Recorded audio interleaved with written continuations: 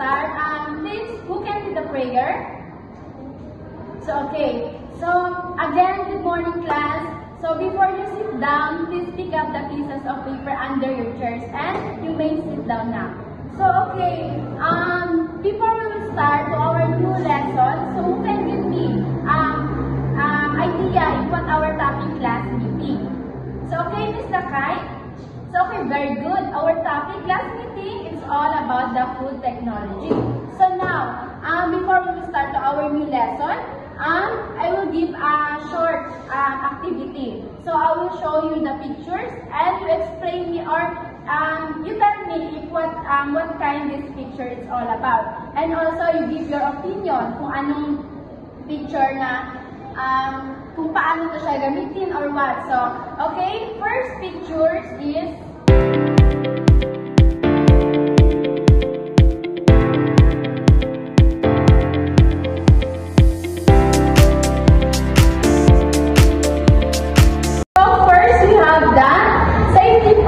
and also the second one, we have the personal protective equipment or PPE, and third one, we have the compliance and training, and food preservation method, and lastly, we have the key challenges.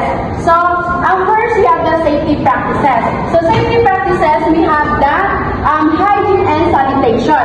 So, hygiene and sanitation, it means regular hand washing, sanitize services, tools, and proper waste disposal to eliminate pathogens. So, hygiene and sanitation. So, this is the first we need to do before we preparing food. So, dapat nakasanitize yung mga tools and mga equipment and also mga everything na kailangan natin for preparing food. So, second one is temperature control. So, who can read? So, okay, thank you. So, temperature control, so we need to, in preparing poultry or meat, so dapat, in oven, so dapat may temperature yung preparing ng poultry and meat.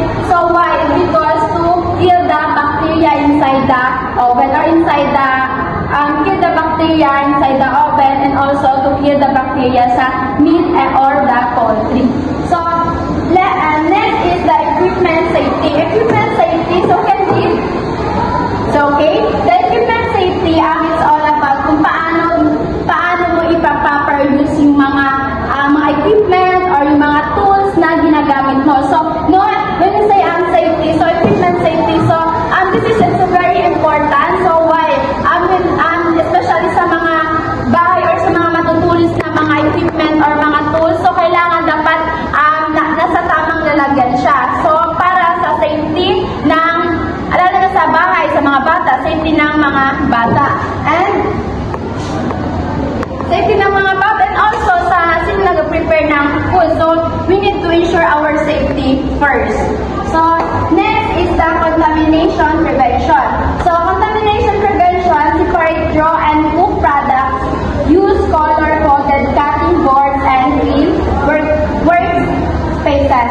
So, in contamination prevention, so, we need to separate kung ano yung mga equipment or yung mga tools na ginagamit natin, especially sa, like for example, in meat. So, dapat nakaseparate yung mga gagamitin na natin ng mga tools or mga utensils. So, dapat nakaseparate siya. So, ito yung knife is for meat. So, ito for vegetable. So, dapat naka-organize. Kumbaga, naka-organize yung mga tools and also yung mga utensils na gagamitin natin. So, that's all about the safety practices. So, again, safety practices is so very important to us when we're preparing food. Next, we have the personal protective equipment or the PPE. So, we all know naman kung ano yung PPE, diba? So, okay, very good. So, first, we have the gloves. So, who can read? So, okay, very good. So, gloves is we need to use disposable gloves like yung mga plastic gloves. So, and also why we need to when we preparing meat or when we preparing poultry, so we need to use the gloves so that malinis yung food food na gagamitin natin, and also to avoid the foodborne or any mga madudumi para hindi yung meat or the poultry. So next we have the apron or the gown. So apron is waterproof and washable to protect clothing from the contaminants. So apron is very important to us when you're preparing food or the meat and poultry. So apron is especially sa yung hindi madumihan yung clothes mo, and also this apron is kailangan talaga natin to when you preparing food. So next is the hairnet. So who can read? Okay, very good. So hairnet is so very important and so very essential when you're preparing a food. So why? So kasi diba, like for example, may customer na when you like for example sa restaurant, so kailangan dapat kumbaga example is may isang customer na nagreklamo because na may buhok na nasali sa food nila. So di ba can cause bankrupt or masira yung restaurant because maliit na ang problem, so naging malaki siya. So that's why we need to wearing a hairnet to avoid mga foodborne also. Next is the mask. Protect against rashes and airborne particles. So mask is especially sa when we preparing food, so dapat naka-wear ng mask. Because di ba nag-uusap tayo, so to avoid yung mga saliva or in case kasi we don't know na baka yung saliva is mapupunta sa food, so that's why we need to wearing a mask. So that's all about the PPE, and I know na madami pa mga PPE o personal protective equipment na kailangan natin gamitin for preparing food. So next we have the food preservation method. So food preservation methods, we have the curing rather. So using salt, sugar, or sweeteners too. So here is meat or poultry. So kailangan curing yung meat or poultry natin also to kill the bacteria by using salt. So next is the smoking. So smoking is applying heat, smoke and dry meat and add flavor. And also the smoking is to add flavor for meat and poultry. And next we have the canning. So canning is heat, sanitizing, and sealing in airtight containers. So in canning when you're preparing meat and poultry, so dapat naka airtight yung containers. So next, last we have the freezing. So freezing is storing at sub-zero temperatures to slow bacteria activity. So when in freezing, so kailangan in freezing, so in heat or poultry, so dapat freezing, the purpose ng freezing is to store our sub-zero temperatures and also to kill the bacteria sa meat or poultry. So next we have the key challenges. So ano nga ba yung mga key challenges when we preparing meat or poultry?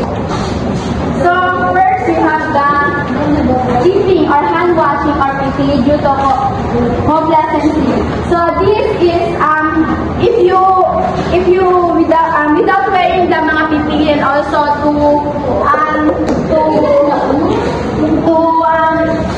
without wearing a PPE, so when can cause of contamination and also yung mga foodborne. So next we have the equipment maintenance. So in equipment maintenance, so dapat kailangan ito naka-check before gagamitin. So this, like for example, the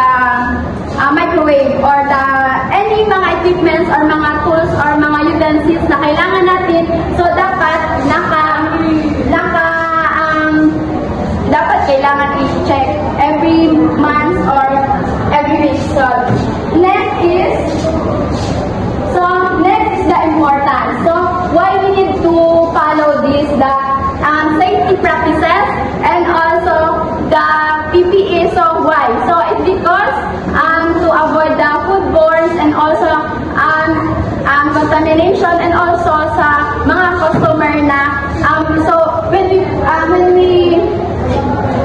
ano this when is the worker safety. So worker safety, especially sa like for example in restaurant. So kailangan dapat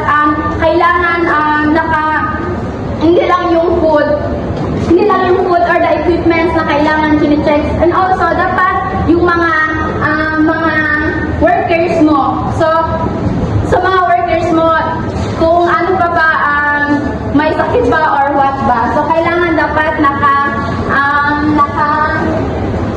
kailangan if the workers is pina-follow nila yung PPE and safety protocols when we prepare food. So dapat kailangan chine-check sila.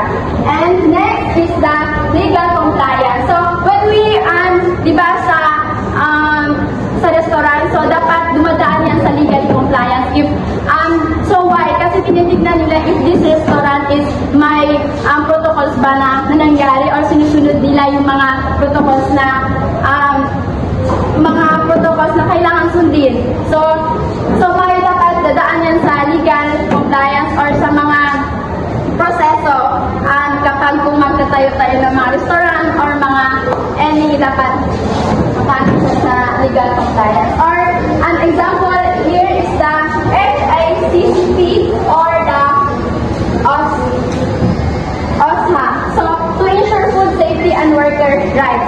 So again, my topic is all about the safety practices and PPE in processing and preserving the meat and poultry. So again, when we preparing a food or especially when preserving a meat and poultry, so kailangan na sunod natin yung safety protocols and also the PPE and also yung mga